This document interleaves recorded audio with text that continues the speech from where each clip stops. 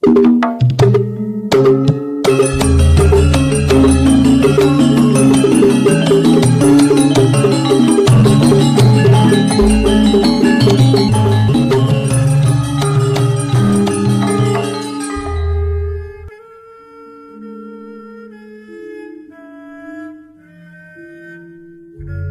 Ibu, para kadang kinasih simbah-simbah lan adik-adik, para rama suster bruder berkah dalem Gusti, sugeng rawuh wonten ing PDSK channel menika. Kados pundi kabar panjenengan? Mugi-mugi bagas kasarasan kesehatan kawilujengan tansah mengku kula panjenengan sami anggenipun kelampahi gesang ing dinten menika. Lan mugi-mugi lumantar panglimbang basa Jawi waosan Injil kula panjenengan sansaya saged gayuh iman kapitadosan ingkang leres lan mantep. Langkung-langkung anggenipun kula panjenengan pitados ing Gusti, bilih Gusti menika nguwasani maneka warni titah dalem, ya sing ketingal ya sing ora ketingal. Termasuk kados pundi Gusti Yesus rawuh ing alam donya menika mbengkas sakathahing pepeteng panguwasaning setan. Kula panjenengan kaajak nggih pitados bilih Gusti Yesus menika saged ngawonaken panguwasaning setan lan sak begondali.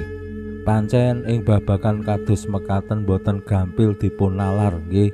Wonten ing gesang kula panjenengan jaman rumiyin menika tasih kathah yen wonten tiyang sing saged marasake wong sing kesurupan, wong sing lara kronis lan penyebabe menika dereng cetha. Nah menika lajeng nuwuhaken pitakenan. Wong iki kok ampuh banget bisa marasake wong tanpa digawa ning rumah sakit, tanpa dipriksake dokter. Yen lara lajeng diobati ning rumah sakit terus waras menika lumrah. Merga nggih migunakake pengetahuan, migunakake nalar kanggo marasake. Ning nek ora digawa ning rumah sakit, umpamane mung disebul-sebul utawa dijopajapu utawa dikon ngombe banyu putih terus mari. Nah menika angel banget le nalar, merga mitrat panyawang kula panjenengan ora nganggo pengetahuan. Padahal yen kula panjenengan telesih-telesih simbah-simbah jaman rumiyin saged marasake tiyang sing sakit utawi pados rana kanggo gayuh kasarasan menika ya merga pengalaman. Nanging menika boten gampil anggenipun nampa sacara nalar. Nah, Gusti Yesus lumantar waosan Injil dinten menika nggih dicariyosaken nampi protes utawi pitakenan saking kathah tiyang awit Gusti Yesus menika saged ngawonaken setan. Kathah sing mastani yen Gusti Yesus menika balane setan saengga lajeng bisa kompromi karo setan lan marasake tiyang sing dikuwasaning setan. Ning mbok menawa ya kados kula panjenengan ora bisa dinalar saengga nuwuhake pitakenan-pitakenan lan bayangan-bayangan sing werna-werna. Lah monggo kita pirengaken sabda dalem Gusti ing dinten menika lan kita wiwiti kanthi sembahyang sawetawis. Konjo ing asma dalem Yang Rama saha Yang Putra tuwin Yang Roh Suci. Amin.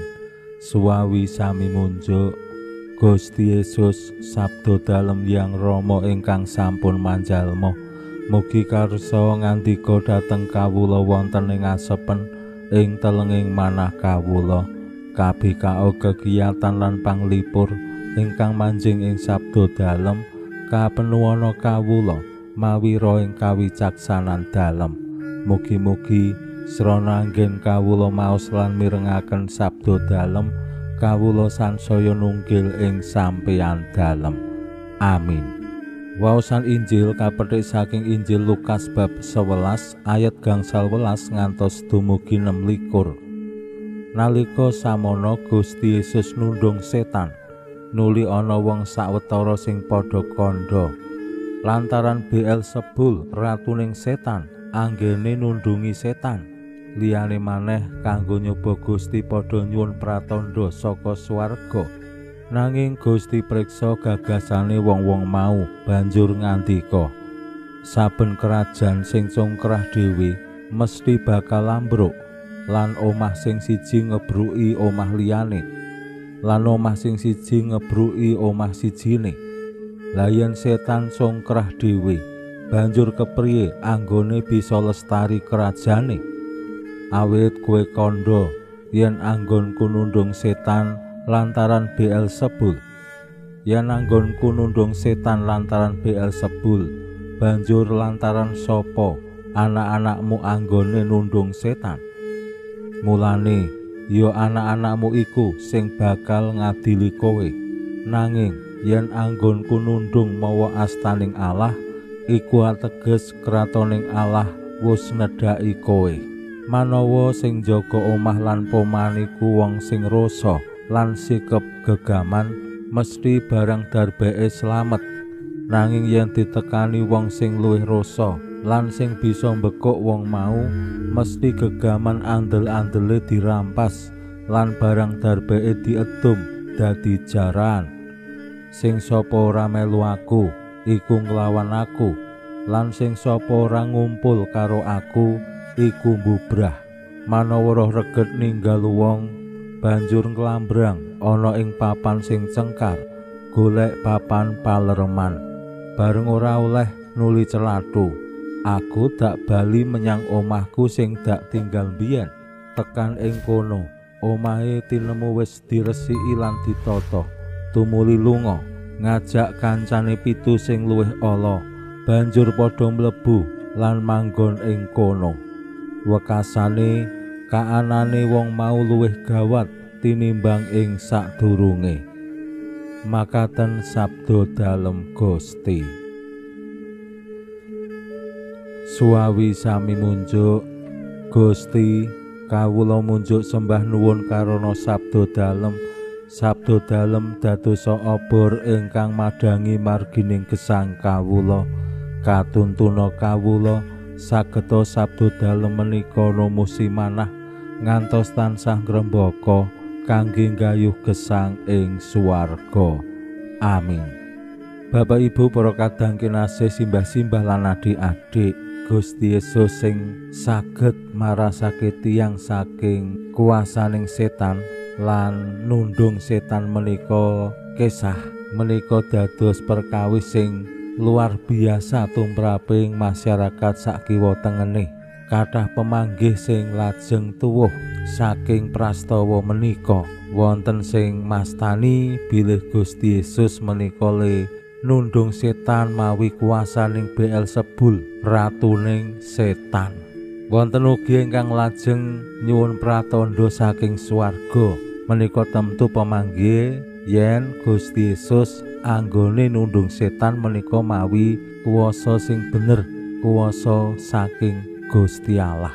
Lan kula kinten pemanggihipun masyarakat menika kirang langkung nggih sami kalian kula panjenengan sami yen ngadepi prastawa-prastawa sing aneh, prastawa sing mistis, prastawa sing ora bisa dinalar sacara pengetahuan.